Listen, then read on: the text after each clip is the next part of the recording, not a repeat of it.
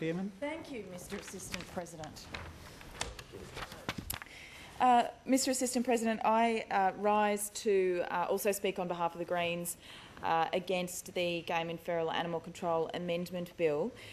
This decision by the government to do this deal with the Shooters and Fishers Party is very significant for nature conservation in New South Wales. And I'll say at this point that hearing the government's contributions and well, largely actually the contributions so far by some government members about the terrible problem in New South Wales of feral animals, which the Greens absolutely agree with. But to then hear the members opposite talk about this bill as though this bill is about feral animal control is absolutely disgraceful. It's like everybody across the other side has suddenly taken some kind of tablet that enables them to forget that 2 weeks ago Barry O'Farrell announced a deal on this. Barry O'Farrell didn't say, we need to control feral animals in our national parks. We have a problem here, guys and girls. We need to control feral animals in our national parks. No, this isn't about that. This is about the deal to get electricity privatisation through. And so suddenly all these members on the other side are talking as though this Game and Feral Animal Control Act is going to have any significant impact or any impact whatsoever on our feral animal numbers. That is absolutely false, Matthew Mason-Cox. It will not.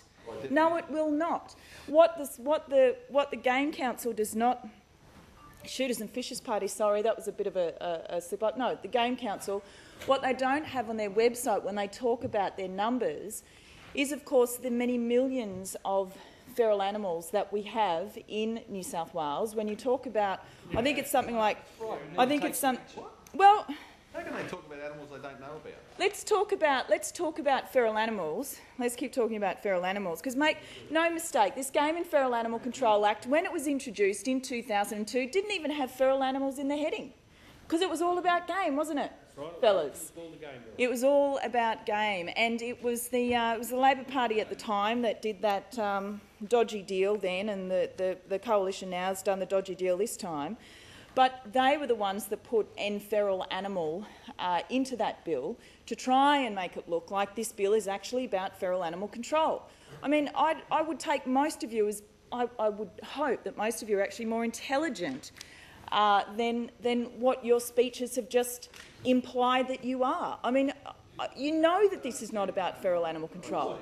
So the invasive animals CRC, and I note that... Invasive Animals CRC, that highly reputable organisation. No, this is the Invasive Animal CRC, which is a federal government-funded body which reports, Robert Borzak, which reported to the Howard government in 2007 on the issue of feral animals across and our problems with pests across this country. It is the most reputable body in this country on feral animal management, and it says in its document Managing Feral Animals and Their Impacts by Andrew Norris and Tim Lowe, it says on hunting, the sport and business of hunting is contributing significantly to Australia's feral animal problems. For example, 127 new feral deer populations are reported to have been created by hunters across Australia. And it says, because this was in 2007, so the newly created Game Council New South Wales has been given a mandate to manage Californian quail, pheasant, chukar partridge, peafowl and turkey, even though none of these species yet, in brackets, occurs in the wild on mainland Australia. They're saying that new problems are emerging as the sport changes in response to the following factors. Hunters are losing access to state forests, but they know that they've got access now to state forests as these are converted into national parks. Hunters are losing access to private lands because of public liability concerns and bad experiences with irresponsible hunters. This is, you can laugh, Matthew Mason-Cox, but this is the body that is the body responsible for feral animal control in Australia. It's the CRC, which is the Cooperative Research Centre, for those that don't understand that acronym, that This was reported to the Howard government. Changes to gun laws after the Port Arthur massacre have led to many gun owners joining the Sporting Shooters Association. Hunters learn about hunting opportunities from the association's newsletter. Big game hunting has been promoted as a business opportunity. Deer have become readily available because of deer farming. And that said, hunters have responded to these changes in various ways. Because hunting access to private lands has become more difficult, deer have been released into national parks, state forests, catchment lands. That is not, and you know it. Where is it? And other secluded places for future sport. Deer suitable for stocking have become readily available from deer. And I asked members in the House, who would they believe on this? Members opposite, who do you want to believe on this? These guys who are the Shooters and Fishers Party, who are here in this place specifically for their mates who want access to all land to shoot because they enjoy it? Or do you want to believe the Cooperative Research Centre that investigates feral animals and that looks and researches, has scientists that investigates feral animals and advises the federal government on what to do about feral animal populations? Well, that's okay. You can all get up over the next hour or two and do rousing speeches about the problem of feral animals as though you actually think that this is going to make a difference, because it's not, and you know it. This is not going to make a difference to feral animal numbers. And I think it's insulting that we're just hearing speech after speech about the situation about feral animals as though these guys over here want to control feral animals in national parks. They don't. They like hunting and they want access to national parks because they like hunting. Member resume her seat. Mr Assistant President, I take offence at that. I take offence at being referred to in that fashion. But you like hunting? No. You know what you said. I'm not aware of what I said. The member who's just objected wants to be referred to as members rather than you guys. Okay, I'll refer to the Honourable Robert Brown and the Honourable Robert Borzak as members. But then the document goes on and says that the pigs are also being released into national parks and other lands to create hunting opportunities. Where's the evidence? So we have the honourable members on the side, again, the members that are here to represent shooters in this state, asking where's the evidence. This is the evidence, the report that's provided by the Invasive Animals CRC to the federal government in 2007. I mean, I don't think you can get much better than that.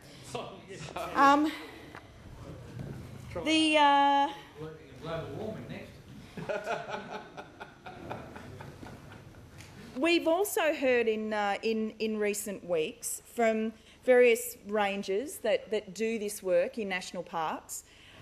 This is from one ranger. It was posted on the blog bushwalk.com. I'm actively involved in aerial feral animal control programs in various reserves as a navigator and lookout spotter. And I know from first-hand experience we can kill up to 200 goats and pigs in a couple of hours flying. Depending on the terrain and the number of animals, we can cover up to 500 hectares in that time. Often this country is very rugged and ground-based shooters would not even be able to cover 10 hectares in the same time frame, let alone get into a position for a clear shot at all the feral animals. Further west, in the more open country, culling of greater numbers is possible. And this is the problem, actually, isn't it? Because all of the feral animal control management programs that you look at and pest eradication programs that you look at all say how ground shooting is one of the most ineffective methods. Ground shooting is one of the most ineffective methods. In fact, I'm not sure, and I'd welcome the government's I don't know, am I welcoming the government's response or Robert Brown's? You would hope that it would be the government that would reassure members about the extent of this bill actually and what it can do. But I don't know whether the government has given adequate consideration to the fact that once the Minister for the Environment declares a national park a public hunting land, then I'm assuming that public hunting land, which was once a national park, is then covered by the Game and Feral Animal Control Regulation 2012, which would mean that on all declared hunting lands, so including any nominated national parks, things such as no aerial shooting of deer, no use of a vehicle to shoot deer, no use of any baits or lures to shoot deer, no shooting of deer at night, no use of spotlights to shoot deer. So I think that the Honourable Shooters Party members are nodding to that. So no use of artificial light to shoot deer, no use of a sight. So that's it's interesting really, because the whole deer is classified as a key threatening process under our environmental laws at the state level, listed as a key threatening process because of the damage that grazing, that the deers do when grazing through native vegetation. So they're listed as a key threatening process. Yeah. Everybody opposite has talked about the problems of feral animals, which the Greens absolutely agree with the dire problem of feral animals, but deer is one of those. Deer is a feral animal, and these guys have campaigned actively against the classification of deer as a feral animal because they don't want it to be controlled as a pest. They want to be able to continue hunting feral animal and hunting deer. And this bill, their bill, of course lists deer as game. The Greens will be moving an amendment to ensure that deer is listed as a pest, a feral animal, and is not listed as game. And it's the way deer is treated, of course, that just blows the whole theory of conservation hunting up, essentially. When you look at the Game Council's website as well, it's very interesting to remember what some of the functions of the Game Council are. When you look at the functions of the Game Council, really a lot of the function is about game hunting. A lot of the functions, when you look at the Game Council's website, aren't about feral animal control. They're not about feral animal control. There's one in there, one function that says that the Game Council needs to conduct research into feral animal controls, research into programs. Oh, have they done that? Have they done that since their establishment? Well, I'm not sure if it's. I couldn't find it on the Game Council's website. I looked for research projects, but I could find a research into ecological deer management. Remembering that deer is listed as a key threatening process under our state environmental laws. Ecological deer management. I found that they've done one research project, which was a fallow deer trail camera research project, which was all about installing cameras to look at aspects of the biology of free-ranging deer, like body condition, age, sex ratio. But I didn't find anything on the Game Council's website that actually looked at effective pest and feral eradication. And that the government and everyone opposite is talking as though this bill is the answer to our problems of feral animals in national parks. And we do have problems of feral animals in national parks. National Parks and Wildlife Service dedicate an enormous amount of effort and expertise in trying to deal with that. From the OEH's website, feral pigs, for example, medium to high densities of feral pigs are most prevalent in Western and Northern New South Wales. They prefer wetlands, floodplains and watercourses. About 30 million hectares in New South Wales is free of feral pigs, with around 10% of this area in national parks. This means in New South Wales, national parks have relatively more areas free from this pest animal than other land tenures. And that's because of all of the effort, and you have a look at the website for yourself, the effort that National Parks and Wildlife Service go into to try and eradicate feral pigs. And I'll tell you, a lot of that is not ground shooting. The effective feral pig programs that National Parks and Wildlife list as successful, a lot of them aren't, a couple of people going in there and doing ground shooting. The Game Council did talk about one aspect of, they did do one trial, I think, of feral pig population, where they went in with several two-person hunting teams using a total of up to 5 dogs per team, were rostered to hunt at night in the 3 forests. All participants required to hold a game hunting licence, meet other stringent control measures. The trial worked extremely well, with an overall result of 24 adult feral pigs taken. Well, that's the only trial like that the Game Council had listed on their website that I could find. Well, that is not an effective feral eradication program that's targeted like the government, like the National Parks and Wildlife Service do. And to hear those opposite, defending the strategy of the Game Council and the Game Council recreational hunters now suddenly as the answer to feral animal eradication is disappointing, but not really surprising, I suppose. One thing I am confused about is whether that the government actually isn't moving more amendments to this legislation. Now, when I know that various groups, particularly the Rangers, PSA and AWU, have met with the Minister, Robin Parker, Sally Barnes from OEH and Bob Conroy from OEH, have met talking to them about their real concerns, extreme concerns with this bill, some of the unworkability of aspects of the bill. And they were told in those meetings that there were certain aspects of the bill that still need to be debated, that arrangements need to be workable, that we need to look in detail at the legislation. The Minister has the final call on the implementation of the legislation, all of which would imply that some of the worst aspects of the bill would have actually tried to be toned down, removed by this government. But no, which is the message that the Minister and the Premier were sending on this was that no, it's all okay, we'll deal with everything when the bill comes before the House. One of the messages that the Minister Parker has been sending, that it's all okay, this is like just doing a burn-off with volunteers. No, I don't think it's like doing a burn-off with volunteers. When you've got some of the hunting accidents that have happened over the last few years in Australia as well as New Zealand, we know that there have been hunting accidents, largely hunters shooting other hunters. But that's because they haven't been in national parks around people who have been bushwalking before, and I think it's only a matter of time now that we will see, unfortunately, some accidents like we have seen. Point of order, Gentleman David Shoebridge. There's chatter all around the chamber. She's clearly being distracted.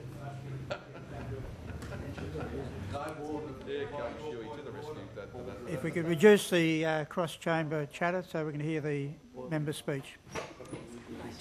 One of the other aspects of the bill that we've found very disturbing is the original list of 79 national parks, nature reserves and state conservation areas that the Premier waved about, that I'm sure was the same list that was given to him in midnight the night before by the shooters and fishers, obviously, from all that I'm hearing. That list is not in the bill. That list isn't in Schedule 3A. No, there's an exclusion. It excludes the areas of kind of metropolitan national parks, I suppose, but it doesn't exclude the 79 national parks. So any reasonable interpretation of that would be that at some stage more national parks will be opened up. And let's remember, there was when state forests were opened up, there were only a few, 31 or something opened up, and now there's hundreds of state forests opened up. The Greens will be moving amendment to try and get that original list included, so at least there are more national parks excluded. And I'll just finish on a quote by the Honourable Duncan Gay during the original debate of the Game and Feral Animal Control Bill, and he did say that The amendment is not designed to open up national parks to every person who has access to firearms. That would be absolutely stupid, and this amendment is not intended to create a free-for-all in every park across the state. Just as I would not want people roaming over my farm, I do not want hunters roaming all over national parks. And he calls for a trial, and he says this is an amendment to allow for a trial of controlled shooting in national parks. It's a pity that the government didn't do. Members' time's expired. The Honourable Natasha